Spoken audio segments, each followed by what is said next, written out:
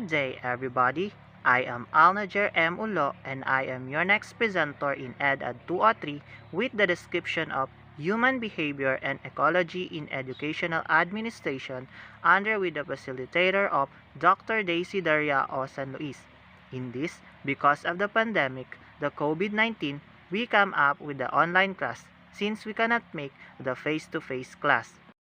But anyway, in the previous presentation of Ma'am Farhana Carpio, you are able to understand the overview of organizational behavior, brief history of organizational behavior, and some key points of organizational behavior. With this, in my presentation, I will be discussing to you more information about organizational behavior, why is it important, types of organizational behavior models, what influences organizational behavior, how to bring organizational behavior principles to your organization, what is human behavior in organization, and goals of human behavior in organization. First, what is organizational behavior? Organizational behavior defines the study of human behavior in organizational settings, the interface between human behavior and the organization itself. In short, organizational behavior is the study of how people behave in organizational settings. Organizational behavior research can focus on individual behavior within the organization, how groups work together, how the organization itself behaves, and how all of these are interconnected and impact each other. During their careers, most people have worked for a company where people did not get along, where no one knew what the expectations were, or where the boss failed to promote teamwork. The company most likely lacked a strong organizational behavior model. Now, why is organizational behavior important? First, can help employees navigate a business culture, as well as help managers better understand how that culture helps or hinders employee productivity and retention. Second, can help managers evaluate a potential job candidate's skills and personality during the hiring process, allowing human resources to find the best fit for departments within the company.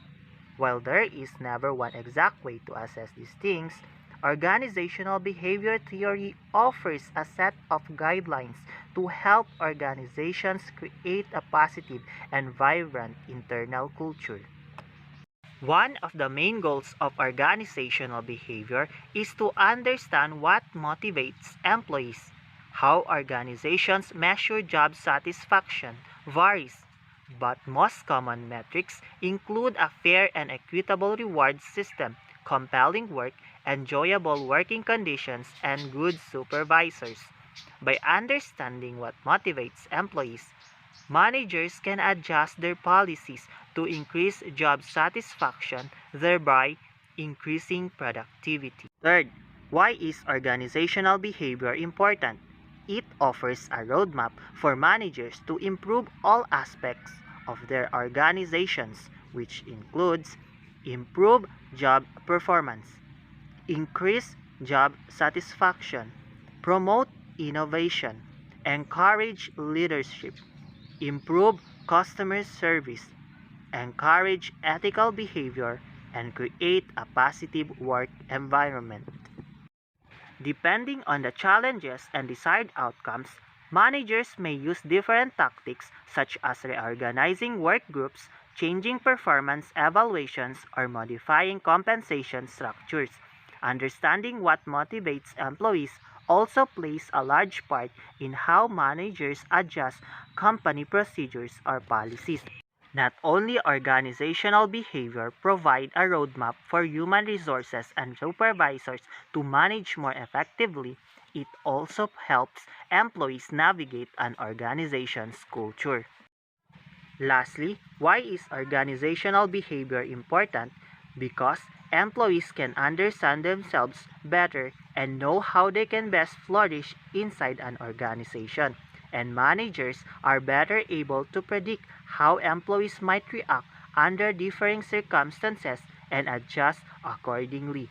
Creating a culture where relationships are cooperative, employees feel valued, and companies flourish is at the heart of organizational behavior. Now, let's talk about the types of organizational behavior.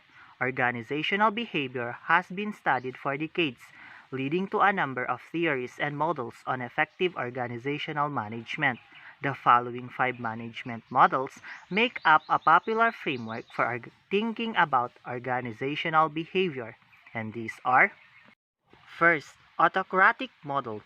This model can be used to best describe historical workplaces, particularly those during the Industrial Revolution, meaning to say, an autocratic model is based on power and authority, demands employee obedience, and is built on dependency on the boss for directions. Jobs within this model may provide no more than a paycheck for their employees. Next, custodial model. This model is built on providing a sense of security and care from the organization to employees, such as through providing a strong benefits package. Therefore, the aim of this model is to provide incentives and economic resources that will build loyalty toward the organization. Next, supportive model. Supportive model is built on leadership motivating and inspiring workers. Unlike the autocratic model, it assumes that employees are self-motivated. So a manager's job is to help foster that motivation by supporting the employees' talents, interests, and goals. This is built with the understanding that with the right support, employees will take initiative and increase performance on their own. Next, collegial model. Collegial model is built on the idea of colleagues working together as a team and fostering a sense of partnership. In short, in collegial model, social factors are a key factor in employee satisfaction. Lastly, the system model.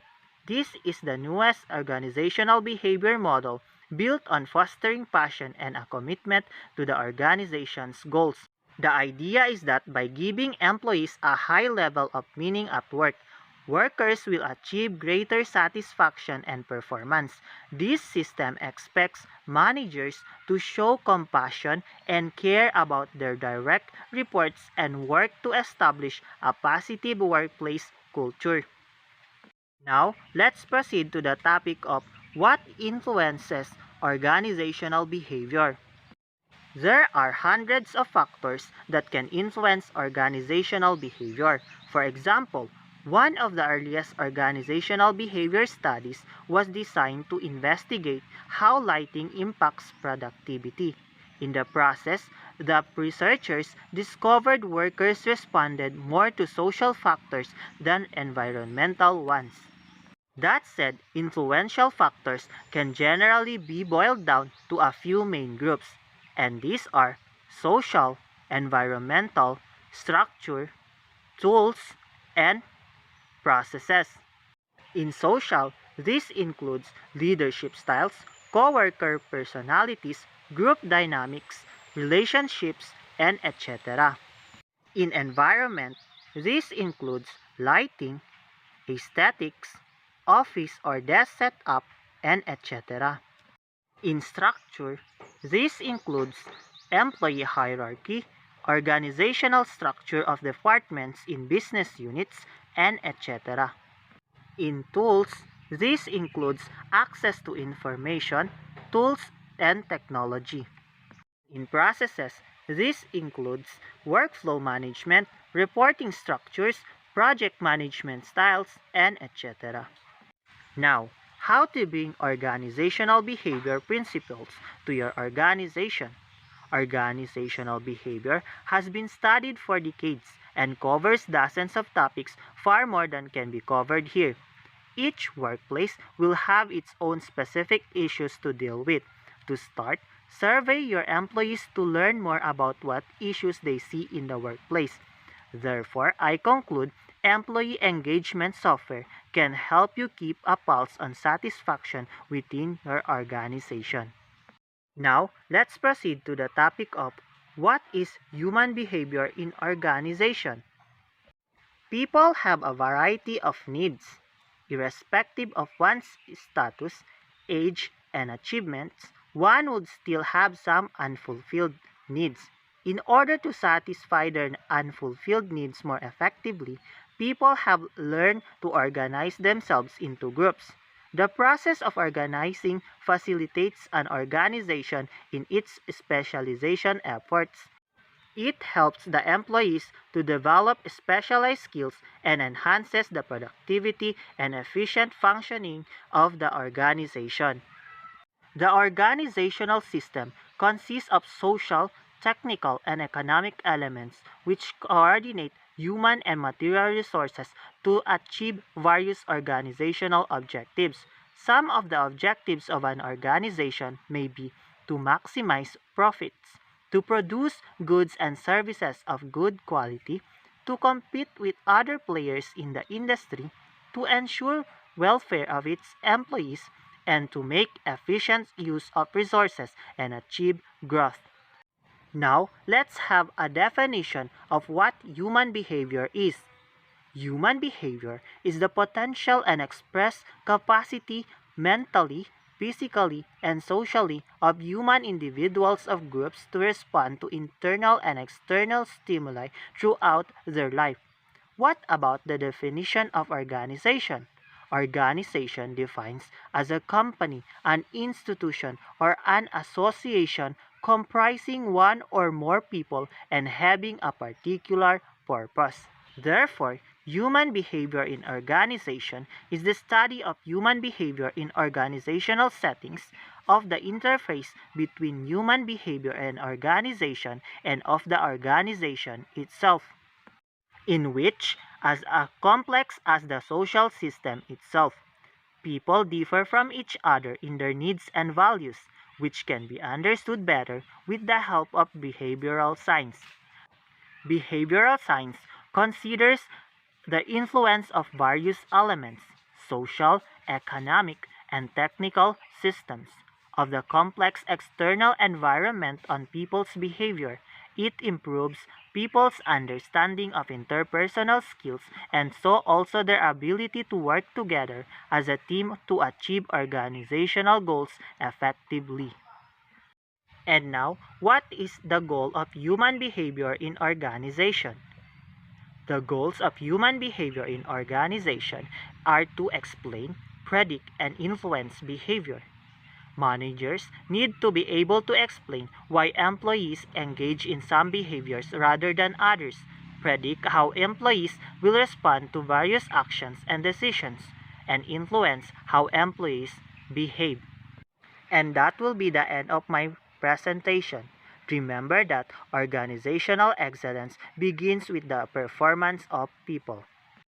The next topic will be the nature of people and organization, and that will be discussed to you by Ma'am Haipa and Ma'am Naida.